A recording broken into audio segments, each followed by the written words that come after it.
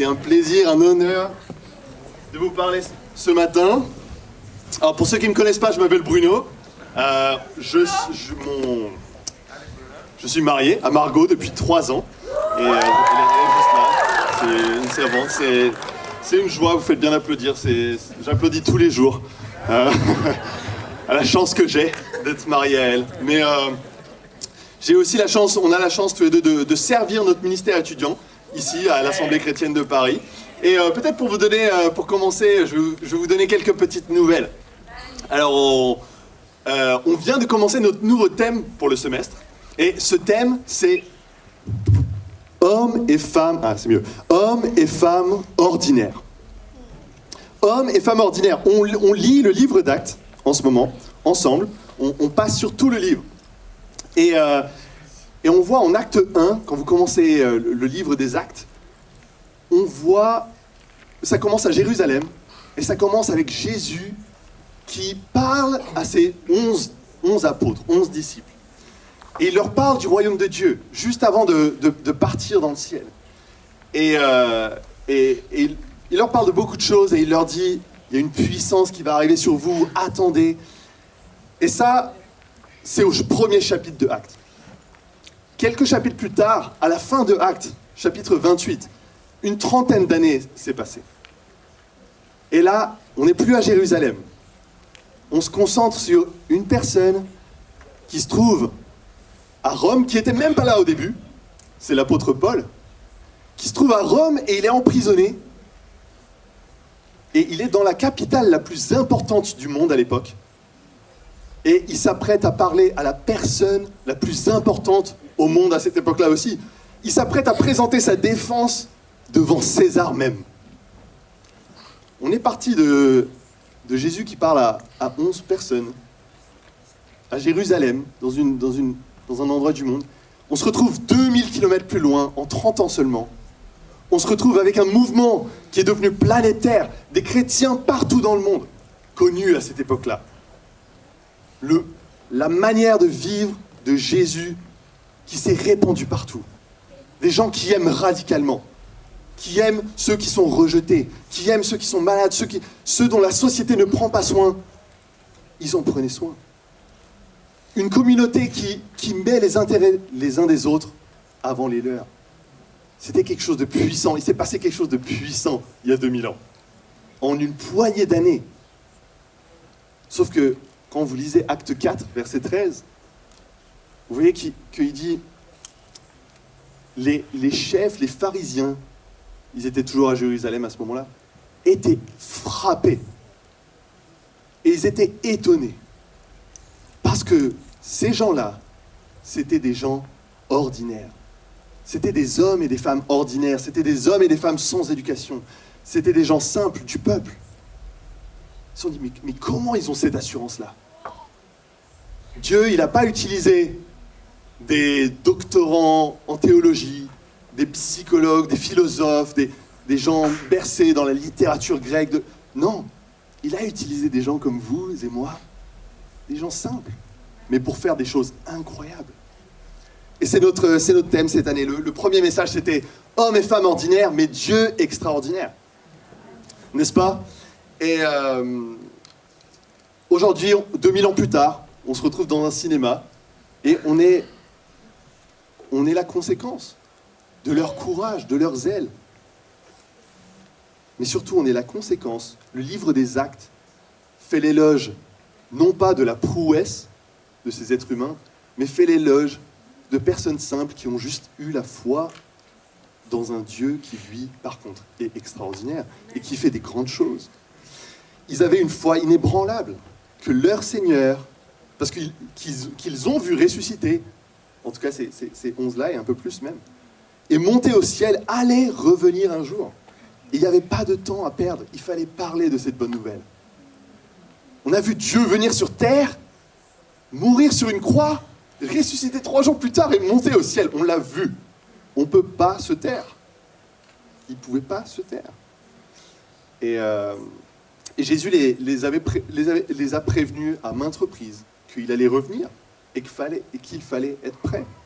Lisons donc, si c'est la première fois que vous venez, On passe sur les paraboles de Jésus en ce moment. C'est ce dont on parle quand on est tous ensemble ici au CGR. Et donc le titre de mon message aujourd'hui, c'est « Des gens ordinaires, des hommes et des femmes ordinaires, mais qui avaient faim ». Ils avaient faim. Et on ne va pas aller en Actes, mais on va aller en Luc 12. Et Actes est écrit par Luc, donc ça va. Pour moi, ça rentre dans mon thème et des étudiants et de toute l'Église.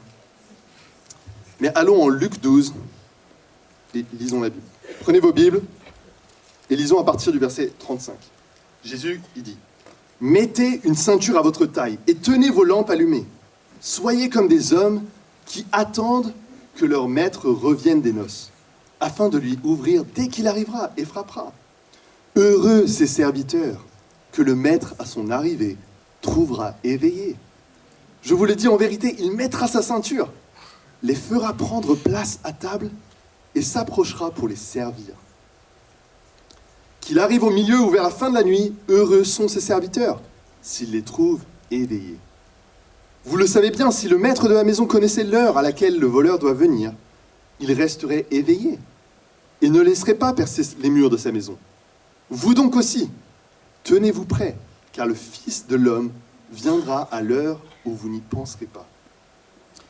Aujourd'hui, on va lire 2 paraboles. Ça, c'était la première parabole. Et si c'est la première fois que vous venez, si vous êtes... c'est un peu nouveau tout ça pour vous, vous devez vous dire, mais comment ça se fait ? Pourquoi Jésus parle toujours de cette relation de maître, serviteur ?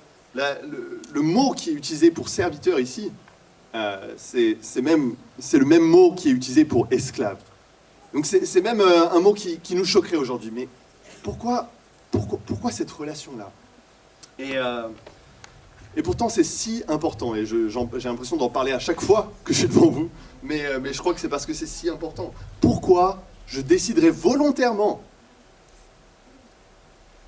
de me faire serviteur de quelqu'un d'autre, de me faire esclave de quelqu'un d'autre. N'est-ce pas ? Pourquoi je ferai ça ? Je peux vivre ma vie comme je veux, j'ai la liberté. Pourquoi j'irais suivre quelqu'un qui deviendrait mon maître ? Pourquoi faire ça ? Pourquoi lâcher cette liberté ? Et je vous comprends. Je crois que la plupart d'entre nous, on a eu cette question au début. On s'est dit, mais pourquoi ces gens-là, ils sont prêts à dire Seigneur, à dire Maître, pourquoi ? Ils peuvent vivre leur vie comme ils veulent. Et c'est une idée dans notre monde qui, juste, est totalement étranger. Mais j'aimerais vous donner une analogie. Si vous êtes dans l'avion et que vous voyez le pilote venir vers vous, et vous demandez, vous tapez sur l'épaule, est-ce que tu peux prendre les commandes à ma place, s'il te plaît ? Quelle serait votre réaction ? Moi, je lui dirais, toi, va prendre les commandes, va à ta place. Je ne sais pas ce qui est en train de se passer, mais je pense qu'on va mourir. Si c'est moi qui conduis, en tout cas, clairement, moi, je vais mourir et tous les gens dans l'avion vont mourir avec moi. Donc, non, je ne veux pas. N'est-ce pas ? C'est compliqué de piloter un avion. Enfin, ça m'a l'air, je ne sais pas, je n'ai jamais piloté, mais ça a l'air compliqué. Mais c'est un peu ce qu'on fait avec notre propre vie. On ne se rend pas compte. Là, qu'est-ce qui est plus facile ? Piloter un avion ? Ou vivre notre vie sur Terre ? Construire des relations qui marchent, des relations saines ? La vie est tellement plus complexe. La vie est tellement plus complexe que piloter un avion. Piloter un avion, on peut faire des études, on peut l'apprendre, c'est tout le temps la même chose. La vie nous jette plein de choses à la figure. Il y a tout le temps des épreuves, tout le temps... C'est compliqué. Donc de la même manière que on aurait l'humilité de dire « oui, non, je ne peux pas conduire l'avion », il faut qu'on ait l'humilité de dire « non, je ne suis pas assez bon pour conduire ma vie ». Et c'est pour ça qu'on a un maître, qu'on a un roi, Jésus. Parce que lui, il était là à notre création, il nous a créés. Et il sait exactement ce qui est le mieux pour nous. Et si c'est la première fois que vous venez, comment vous pouvez me croire ? Je vous encourage, je vous donne un défi si c'est la première fois que vous venez. Ouvrez la Bible, demandez à votre voisin, demandez à celui qui vous a invité d'ouvrir la Bible avec vous, de vous montrer qui est Jésus. et d'essayer de vivre pendant un mois. Vous vous dites, c'est le Jesus Challenge, ok? Pendant un mois, je vais suivre tout ce que Jésus me dit. Peu importe si c'est dur à suivre, je vais le suivre. Et j'ai 100% de conviction que vous allez venir aux mêmes conclusions que moi. Que c'est 100 fois mieux d'avoir Jésus comme roi de notre vie que moi comme roi de ma vie. Une autre raison pour laquelle on accepte Jésus comme roi, c'est parce que ce n'est pas un roi comme les autres. Regardez ce que Jésus dit. Prêtez attention. Il dit au verset 37, « Heureux ces serviteurs que le maître à son arrivée trouvera éveillés. Je vous le dis en vérité, il mettra sa ceinture, les fera prendre place à table et s'approchera pour les servir. » Quel type de maître c'est ça? D'autant plus à l'époque, il utilise vraiment le mot esclave. Le maître s'approchera et servira ses esclaves, les invitera à sa table et commencera à les servir. Même moi, je me sens gêné par cette idée-là. Me dire que Jésus va venir me servir. Je me sens comme Pierre quand Jésus veut lui laver les pieds. J'ai envie de dire non, me lave pas les pieds, je suis pas digne. Mais je peux pas l'arrêter. C'est qui il est. C'est le genre de roi que Jésus est.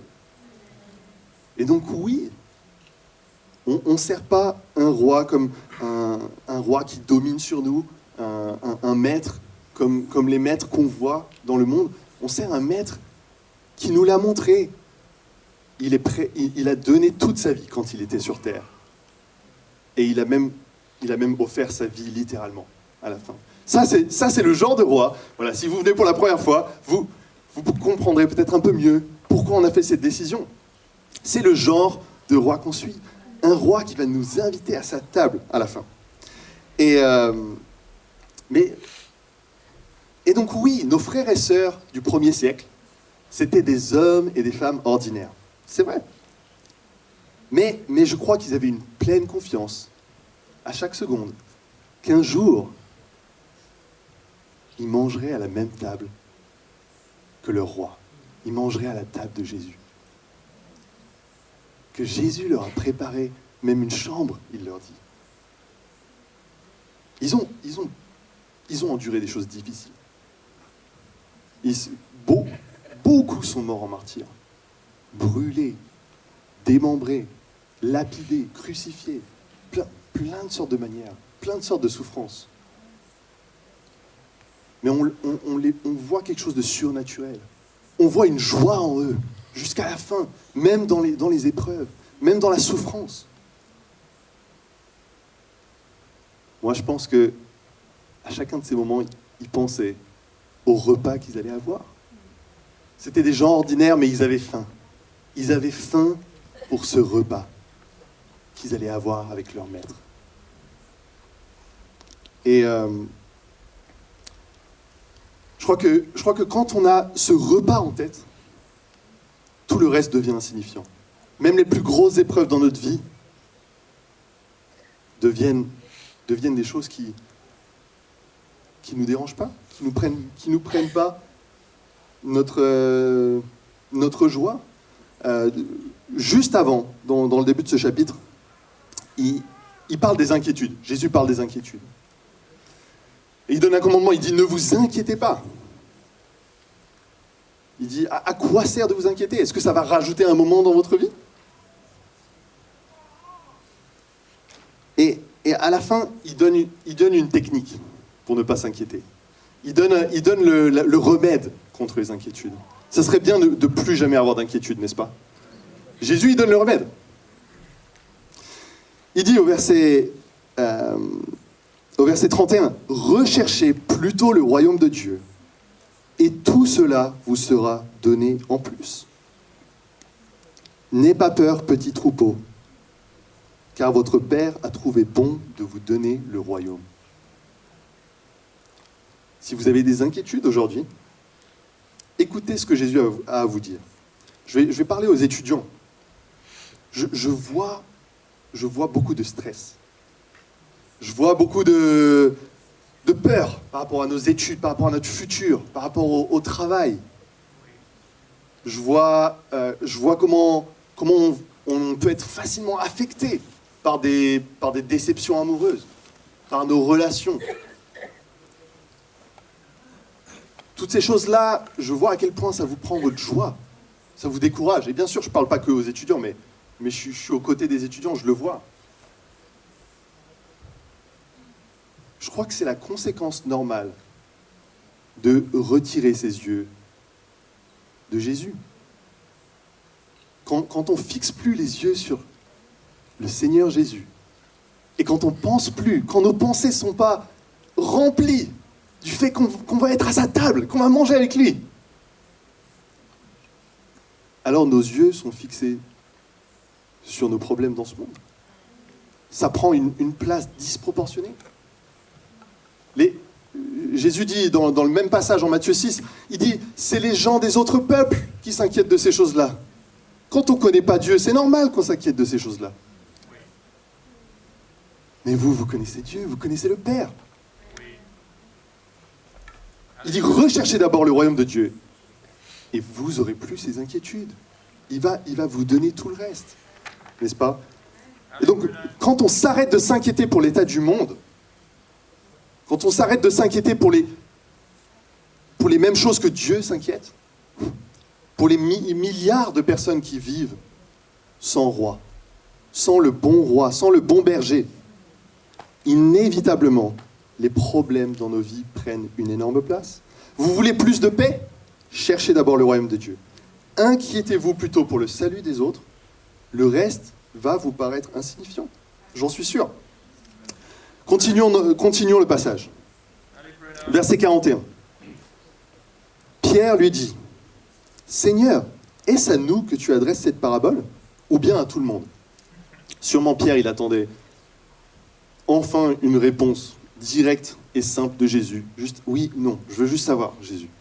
Mais Jésus, comme à son habitude, c'est pas si simple. Il va lui répondre avec une autre parabole. Le Seigneur dit, « Quel est donc l'intendant fidèle et prudent que le maître établira responsable de ses employés pour leur donner la nourriture au moment voulu. Heureux le serviteur que son maître, à son arrivée, trouvera occupé à son travail. Je vous le dis en vérité, il l'établira responsable de tous ses biens. Mais si ce serviteur se dit en lui-même, mon maître tarde à venir, s'il se met à battre les autres serviteurs et servantes, à manger, à boire et à s'enivrer, alors le maître de ce serviteur viendra le jour où il ne s'y attend pas, et à l'heure qu'il ne connaît pas. Il le punira sévèrement et lui fera partager le sort des infidèles. Le serviteur qui a connu la volonté de son maître, mais qui n'a rien préparé ni fait pour s'y conformer, sera battu d'un grand nombre de coups. En revanche, celui qui ne l'a pas connu et qui a fait des choses dignes de punition sera battu de peu de coups. Pas mal. On demandera beaucoup à qui l'on a beaucoup donné et l'on exigera davantage à celui à qui l'on a beaucoup confié. Jésus dit des mots durs ici. Juste avant, il nous parle de heureux parce qu'on va manger avec lui. Et il va nous servir. Incroyable. Et là, il dit des choses qui... on se dit, c'est bizarre, de la même bouche de quelqu'un qui a dit, quand quelqu'un te frappe sur la joue droite, tends la gauche, on parle d'être battu de peu de coups, de grands coups, de beaucoup de coups. Mais j'aimerais vous donner une autre analogie pour peut-être nous aider à voir à quel point c'est juste ce que Jésus dit ici. Imaginez, si vous ne les connaissez pas, Josh et Christelle, ils ont deux petites filles. Elles sont trop choues. Et imaginez qu'ils nous demandent un service avec Margot. Ils nous disent, ok, est-ce que vous pouvez prendre soin de nos enfants pendant une semaine? On a besoin de partir, ok? Et avec Margot, on le fait avec plaisir. Mais bien sûr, il n'y a pas de souci. Ils nous disent, voilà, vous avez toute la nourriture qu'il vous faut dans le frigo. C'est dans le frigo, vous pouvez vous servir autant que vous voulez, tant qu'il y a assez pour les filles, que vous pouvez les nourrir, c'est pour vous. Okay. Ils partent et ils reviennent. Et ils voient moi et Margot dans le canapé avec un un gros ventre. Et après, ils vont voir les filles, et elles sont affamées. On leur a pas donné une seule fois de la nourriture. Margot et moi, on a tout mangé. On voulait pas partager. Est-ce que Josh va me frapper de peu de coups ou de beaucoup de coups? Beaucoup, je crois que Josh, en plus il a fait de la lutte. Je pense qu'il va exercer ses compétences en lutte sur moi. Je pense que je vais vivre un sale moment. Est-ce qu'il aurait raison? Oui, je crois. Que j'ai gardé toute cette nourriture pour moi? Bien sûr qui serait pas content. Et on ne peut pas se permettre, si vous êtes chrétien, surtout, et encore plus, si on est chrétien depuis longtemps, on ne peut pas se permettre de s'engraisser sur la parole de Dieu, de devenir gros spirituellement, de garder toute la nourriture pour nous, de venir le dimanche, tous les dimanches, mais de toujours garder ça pour nous comme un club privé. On est censé partager cette nourriture. Quand on a beaucoup reçu, on est censé donner beaucoup. N'est-ce pas? Est-ce que vous partagez en ce moment la parole de Dieu? Est-ce que vous êtes en train d'étudier peut-être la Bible avec quelqu'un? Pour lui parler de tout ce dont vous avez appris, de tout ce que Dieu a fait dans votre vie. Et clairement, je crois que c'est le but premier de cette parabole, c'est de nous parler de la nourriture spirituelle. Mais je suis sûr que Jésus applique le même principe pour la nourriture physique. Même que juste avant, dans ce même chapitre, juste avant le passage que j'ai commencé à lire, il dit au verset 33, juste après avoir parlé des inquiétudes et des richesses, « Vendez ce que vous possédez et faites don de l'argent. Faites-vous des bourses qui ne s'usent pas, un trésor inépuisable dans le ciel où le voleur n'approche pas et où la mythe ne détruit pas. En effet, là où est votre trésor, là aussi sera votre cœur. » Juste avant ce qu'on vient de lire. Donc c'est pas juste la nourriture spirituelle. Je pense que c'est surtout de ça qu'il parlait à ce moment-là. Mais même notre nourriture physique. Est-ce qu'on a beaucoup reçu, nous? Est-ce qu'on mange à volonté? Je crois que tous ici dans cette salle, oui. On a un devoir de donner. En acte, ils ont pris ce commandement très au sérieux. Les plus riches dans l'Église, dès le début de l'Église, beaucoup ont vendu leur maison. Ils ont vendu leurs biens. Personnellement, je vous confesse, je ne me souviens pas de la dernière fois que j'ai vendu quelque chose pour donner aux pauvres. Je donne aux pauvres ce que je reçois, mais que j'ai vendu, je me suis dit, ça, je vais le vendre. J'aime ça, mais quelqu'un a besoin de nourriture, je vais vendre ça. Et je ne vais pas garder l'argent pour m'acheter quelque chose d'autre, mais je vais le vendre pour donner aux pauvres. Ça, c'est ce que nos frères et sœurs faisaient. Il n'y avait aucun besoin. Personne qui mourait de faim dans l'église. Tout le monde avait largement de quoi faire. Parce que les plus riches donnaient. Et donc il finit cette parabole en disant « On demandera beaucoup à qui l'on a beaucoup donné et l'on exigera davantage de celui à qui l'on a beaucoup confié. » Je me sens être le premier destinataire de ce verset-là. J'ai tellement reçu dans ma vie.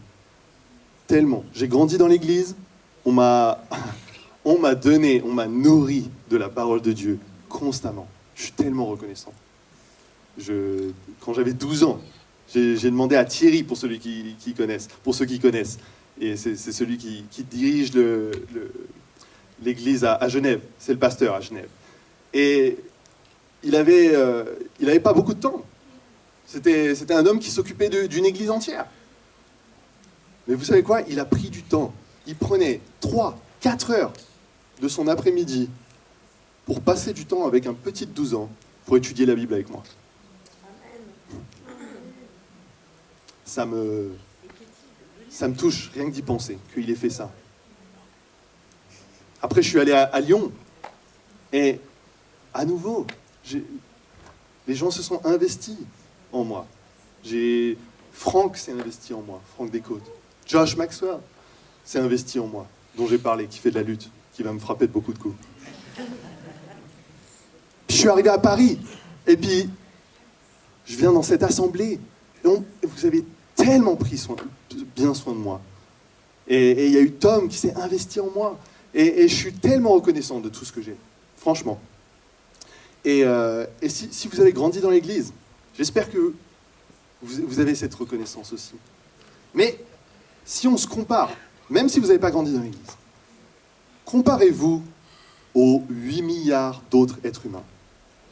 Vous pensez que vous êtes dans le top combien de ceux qui ont reçu la parole de Dieu, de ceux qui ont reçu la nourriture spirituelle?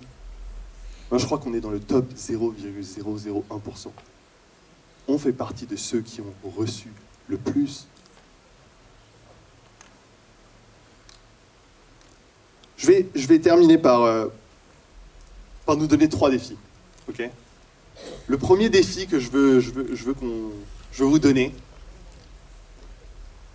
c'est qu'on prenne sérieusement à cœur les défis qu'on nous donne. Je le dis en premier, j'ai 2 autres défis, mais je crois que des fois, on commence à perdre l'habitude on écoute un message de dimanche, on applique la semaine, on applique le mois qui suit. On prend des décisions. La parole ne peut pas juste rentrer d'une oreille et ressortir de l'autre. Même si mon message, c'était le plus mauvais message que vous ayez jamais entendu. J'ai lu la Bible. Il y a eu un moment qui était bon. C'est la parole de Dieu. Il n'y a pas d'excuse. Même le pire des messages, si la Bible est lue, il y a des décisions à prendre. Il y a des choses à changer dans nos vies. Amen. Donc prenons au sérieux les défis. Mon deuxième défi, pour les chrétiens, si vous n'êtes pas en train d'étudier la Bible avec quelqu'un en ce moment, trouvez quelqu'un. La moisson est grande. Il y a tellement de personnes qui veulent en connaître plus, qui attendent juste qu'on leur propose. Est-ce que tu veux étudier la Bible? Trouvez quelqu'un qui veut étudier la Bible. Allez trouver cette personne ouverte. Ok? Ça serait... Imaginez si chacun de nous, on était en train de partager la parole de Dieu avec une personne. Je ne dis pas avec 30 personnes, je dis avec une personne. Troisième défi. Même les plus pauvres d'entre nous, on fait partie d'un pays riche, on a beaucoup de richesses. Et on mange 3 repas par jour. Et donc, mon troisième défi, c'est ce mois-ci. Inviter un sans-abri à manger avec vous. Que ce soit dehors, que ce soit chez vous, mais allez trouver quelqu'un qui n'a pas à manger et manger avec lui. Parce que, et je ne vous dis pas juste de lui donner à manger, mais de manger avec lui. Parce que la vérité, c'est que la plupart des gens qui sont dehors, en fait, on arrive à trouver, surtout ceux qui parlent français et tout, avec les restos du cœur et tout, on arrive à trouver à manger. On peut réussir à trouver à manger. Des fois, c'est difficile suivant l'état où on est, mais on peut. Mais la vérité, c'est que le besoin primaire, c'est un besoin relationnel. C'est un besoin d'avoir quelqu'un qui veut nous écouter, qui veut écouter notre histoire, qui veut prendre du temps avec nous, qui veut nous aimer. Ça, c'est un manque cruel pour tous ceux qui sont dans la rue. Et je crois qu'on peut faire une différence. Imaginez, il y a beaucoup de gens, je suis d'accord. Des fois, on voit l'État, et on se dit, mais qu'est-ce que je peux faire, moi? Il suffit de commencer par une petite action, une petite chose. Juste une personne ce mois-ci que vous allez inviter chez vous. Ou bien, si c'est trop, si vous n'y arrivez pas, mangez avec lui. Allez dans un restaurant, dans un fast-food, écoutez-le, écoutez sa vie. Voilà, ça c'est mes 3 défis. Et prions pour conclure. Amen. Seigneur éternel, Dieu Tout-Puissant, Père, on vient avec une reconnaissance infinie. Tu es un bon roi, un bon berger. Et quand on décide de te faire confiance, de te suivre, tu nous bénis. Notre vie, c'est une joie, une paix, malgré les épreuves. On a une espérance qui est de pouvoir un jour manger à ta table, Seigneur. Aide-nous à avoir faim. Aide-nous à savoir que c'est pas par nos prouesses que tu vas changer le monde. Mais c'est toi qui vas changer le monde et tu vas nous utiliser, des hommes et des femmes ordinaires, mais qui ont faim de toi, Seigneur, faim de ta parole. Faim parce qu'on ne garde pas la parole pour nous. Faim de manger avec toi. Voilà, Seigneur éternel. Donne-nous la reconnaissance chaque jour et donne-nous de ressortir et de pouvoir vraiment méditer sur ta parole et prendre des décisions dans nos vies, Seigneur. Je t'aime, je te prie dans le nom de ton Fils Jésus. Amen.